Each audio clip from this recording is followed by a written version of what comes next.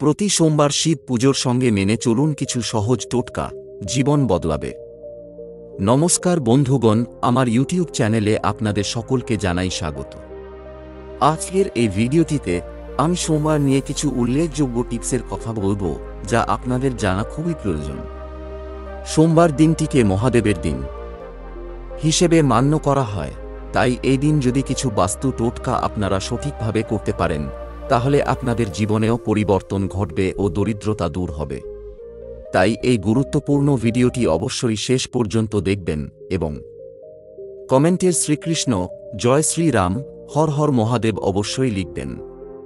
তাছাড়া এই ভিডিওটি বন্ধুবান্ধব তথা আত্মীয় স্বজনদের সঙ্গে শেয়ার করবেন, যাতে ওনারাও উপকৃত হতে পারেন। সোমবার শৈবদের কাছে অত্যন্ত গুরুত্বপূর্ণ এক দিন। এই দিনটিকে মহাদেবের আরাধনার এক বিশেষ দিন হিসেবে মনে করা হয়। শ্রীসপ্তাহের সব দিনের সঙ্গেই কোনো না কোনো দেবতার যোগ রয়েছে, আর এই বিশেষ দিনগুলিতে সেসব দেবতার পুজো করলে বিশেষ ফল পাওয়া যায়। সোমবার শৈবদের কাছে অত্যন্ত গুরুত্বপূর্ণ এক দিন। এই দিনটিকে মহাদেবের আরাধনার এক বিশেষ দিন হিসেবে মনে করা হয়। সৃষ্টির পূর্বে একমাত্র শিবই বর্তমান ছিলেন। তিনি লীলাচ্ছলে ব্রহ্মা রূপে সৃষ্টি করেন, বিষ্ণুরূপ ধারণ করে পালন করেন, আবার রুদ্ররূপ ধারণ করে সংহার করেন। ব্রহ্মা বিষ্ণুহর তারই সৃষ্টিস্থিতিলয়ের তিনটি রূপভেদ মাত্র। তাই এই তিন রূপের মধ্যে সত্তার কোনো পার্থক্য নেই। তবু সনাতন রূপ পরম শিবরূপী মূলস্বরূপ। সপ্তাহের সব দিনের সঙ্গেই কোনো না কোনো দেবতার যোগ রয়েছে, আর এই বিশেষ দিনগুলিতে সেসব দেবতার পুজো করলে বিশেষ ফল পাওয়া যায়। সেরকমই সোমবার দেবাদিদেব মহাদেবের পুজোর দিন। বিধি সহকারে প্রতি সোমবার অনেকেই মহাদেবের পুজো করে থাকেন।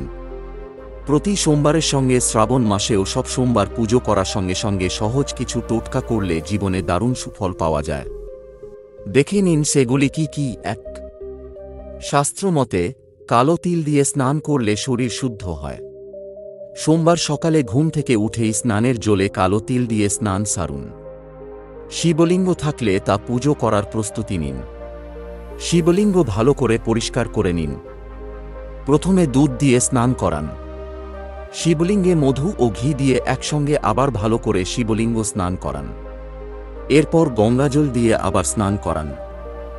নিখুঁত বেলপাতা, ফুল দিয়ে পুজো করুন। অপরাজিতা ফুল অবশ্যই রাখবেন। ধূপ ধুনো জেলে মহাদেবের পুজো করুন। ওম নমঃ শিবায় মন্ত্র উচ্চারণ করুন। ২. জীবনে খারাপ ঘটনা এড়াতে মহাদেবের পুজোর সময় জব অর্পণ করুন। এর ফলে জীবনে অনেক দুর্ঘটনার হাত থেকে মুক্তি পাওয়া যাবে। জব দিয়ে মহাদেবের আরাধনা করলে বাড়ির ভিতরে যদি কোনো অশুভ শক্তি থাকে তাও দূরে সরে যায় এবং শুভ শক্তি প্রবেশ করতে সক্ষম হয়। ফলে হারানো সুখ শান্তি ফিরে আসে ও জীবন আনন্দে ভরে ওঠে। ৩. শারীরিক অসুস্থতায় নাজেহাল, তাহলে মহাদেবকে তিল অর্পণ করুন। তিল অর্পণ করার সময় মহামৃত্যুঞ্জয় মন্ত্র উচ্চারণ করলে সুফল তাড়াতাড়ি পাওয়া যায়। শরীর থেকে রোগ নিরাময় হয়ে যায়। ৪. অবশ্যই সোমবার নিরামিষ খাবেন। সোমবার এই পদ্ধতিতে মহাদেবকে সন্তুষ্ট করুন। ৫.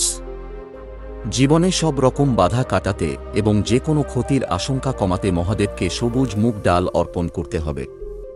এই নিয়ম করলে মনের ইচ্ছে পূরণ হতে সময় লাগে না। ৬. জীবনে খারাপ ঘটনা এড়াতে শিবের পুজোর সময় জব অর্পণ করুন। এর ফলে জীবনে অনেক দুর্ঘটনার হাত থেকে মুক্তি পাওয়া যাবে।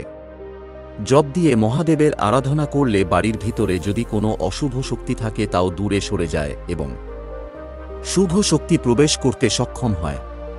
ফলে হারানো সুখ শান্তি ফিরে আসে ও জীবন আনন্দে ভরে ওঠে। তো এই ছিল আজকের সোমবারের কিছু মূল্যবান বাস্তু টিপস।